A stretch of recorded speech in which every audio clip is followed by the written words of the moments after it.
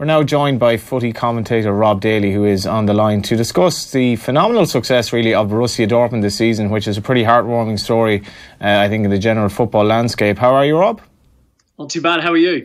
All good, all good. I was actually in Anfield the other night watching Liverpool, and I'm reading today that this Liverpool-Borussia Dortmund clash, which could happen, is something that Dortmund's kind of people are hoping to avoid, return of Jurgen Klopp. But Dortmund, unlike Liverpool, topped their group. But it's been an incredible season for them.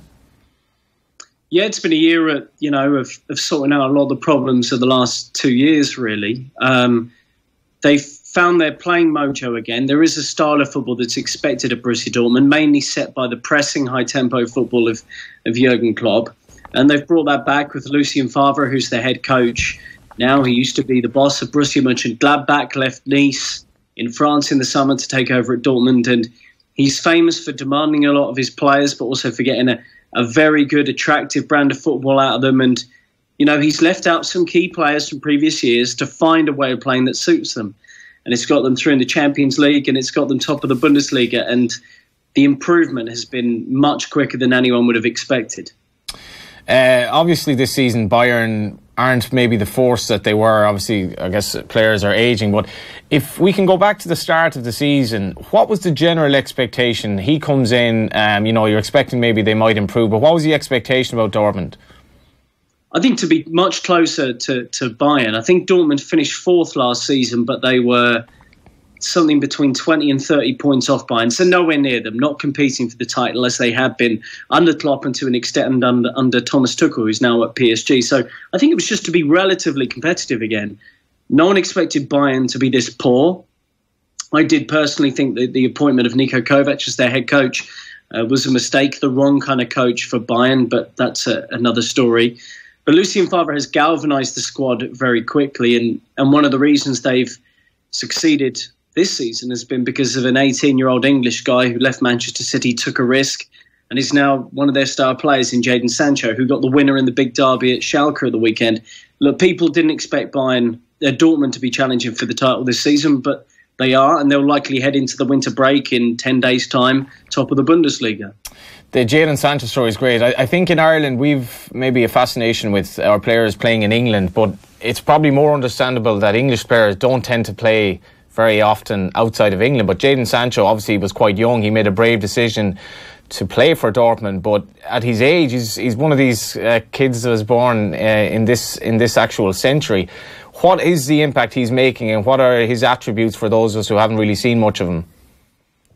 He's incredibly confident, and on a technical level, he's a winger, operates generally on the left-hand side, can also play out on the right. Some of the best skills you'll see, incredibly quick feet, very good awareness inside the area, can find a teammate very well and score goals too, as he has been doing, with relative ease. But it is his confidence. I remember covering Manchester City's youth team 2 or 3 years ago, and I was actually working for City at the time. And I said, okay, who's the exciting player in this team? And they were saying Brahim Diaz, who's now part of the first team, Phil Foden, part of the first team of City, and Jadon Sancho. And I was reading an interview with Sancho, I think in the programme, where he said, I just love taking on defenders. And he said in this interview, he was 15, 16 at the time, I know I'm going to beat them. I know I'm going to get round them. I work out how to do it, and I know I'm going to beat them. And he's taken that confidence away from Manchester City. He had the confidence to leave. Pep Guardiola, most players would kill to be coached by him. And for the opportunity of football at Dortmund. Now, what I'll add to this as well is that going to Germany doesn't guarantee game time. There's been a lot of coverage of Reiss Nelson, the Arsenal loanee on at Hoffenheim, scoring lots of goals. But there are just as many failures for successes. Ryan Kent went on loan to Freiburg last season, didn't get a kick and got sent back. Reece Oxford, who I interviewed at Gladbach last season after a rare game, didn't really get a game and got sent back to West Ham at the end of the season. So it isn't a guarantee for success, and I think it's a compliment for Jadon Sancho in a Dortmund side that possibly has the best attacking midfield options in the league, maybe challenging that with Bayern.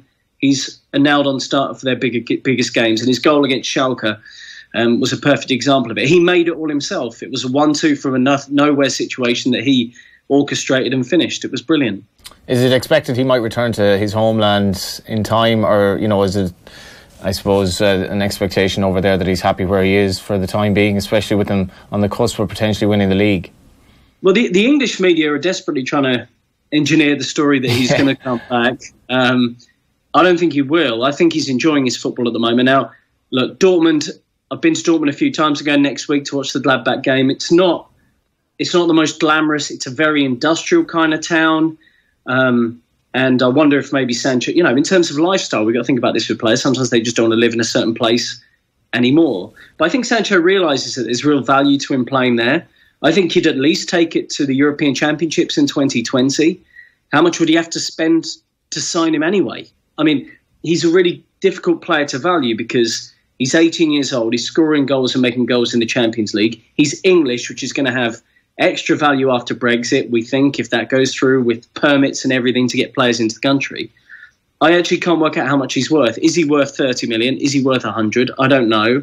I hope he stays at Dortmund. And the reason I like that he's at Dortmund is, he comes back into the English football hype machine when he's called up by Gareth Southgate. Everyone's interviewing him. Who is he? Blah, blah, blah, the rest of it. And then he can just leave.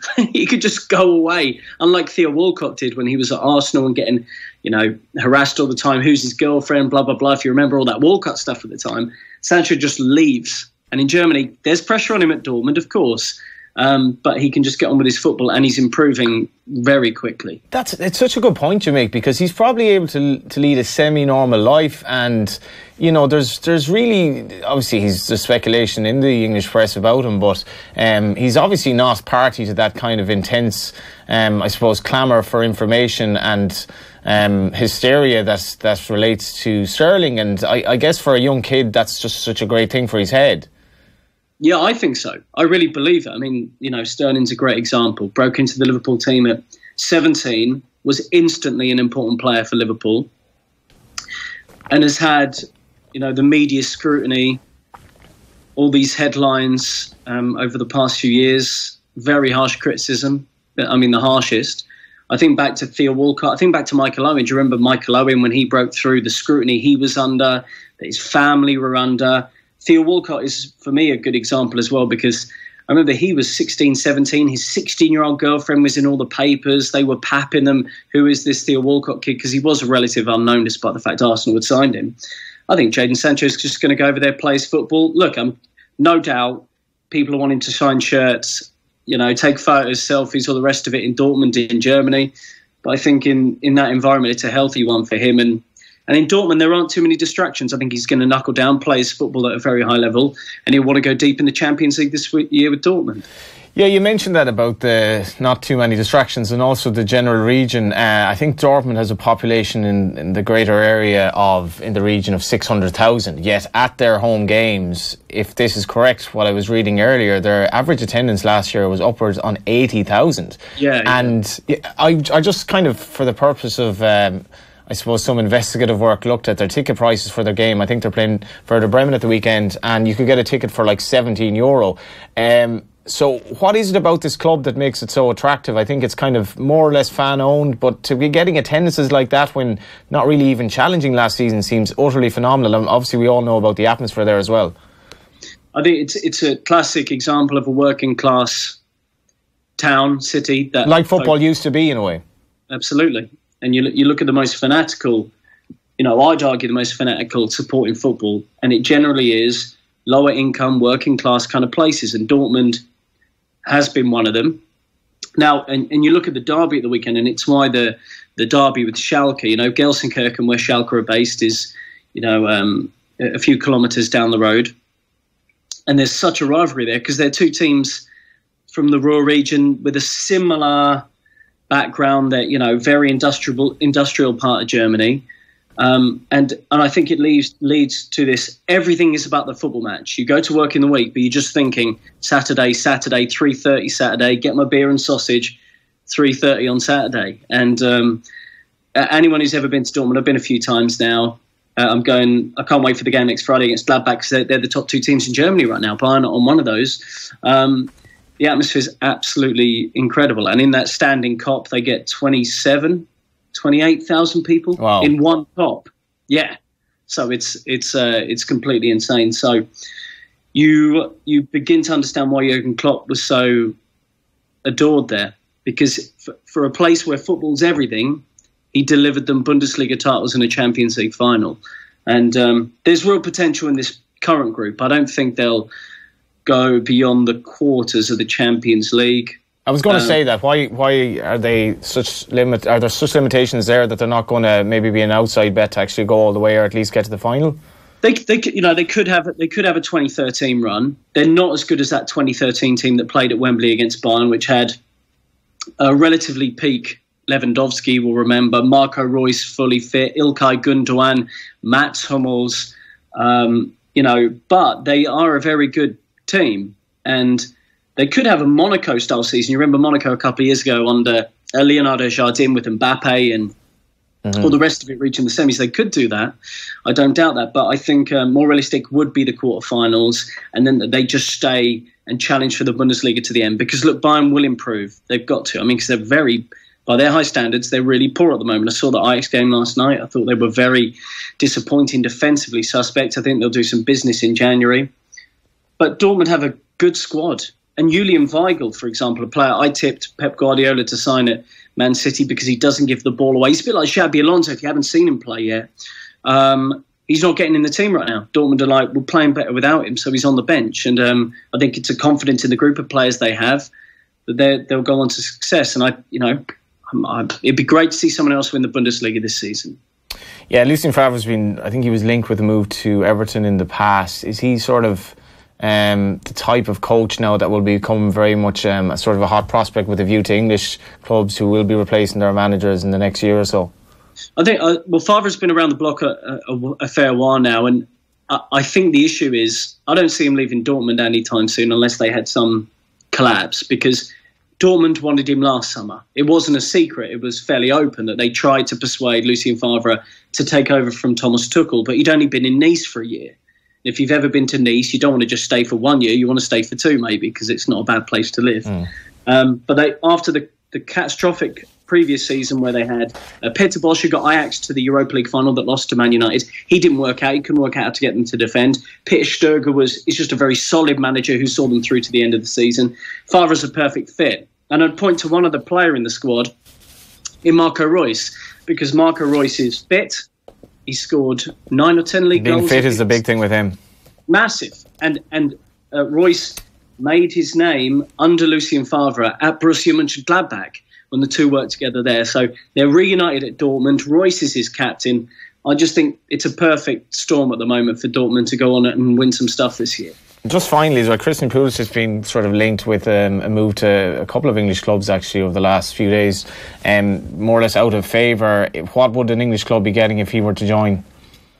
Getting one of the most exciting teenagers in world football.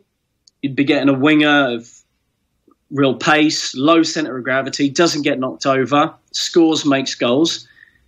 Maybe he's been eclipsed by Jadon Sancho a little bit this season because Sancho has been so outstanding.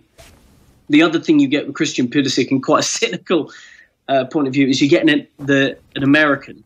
So that there is a massive value in a commercial sense to having the best American player on the planet. I don't think that's been cynical at all. I think it's just pragmatic, fortunately. He's already the best team in the best player in the US national team. He's very level-headed. He's great in interview. He never gets too excited. He seems pretty by the book, and he's just a tremendous talent. And it looks like he is going to leave. He's spoken as well, Johnny, about his desire to play in the Premier League, about his love of Premier League football. He's linked with Chelsea, most notably linked with Liverpool. And you might have to Google this after. I think his contract expires the end of this season, maybe the end of next season. Yeah, because I think they're going to try to cash in on him potentially because he's not obviously getting his game, and they might get upwards on 40 million, I think, for him. Yeah, I think you get more.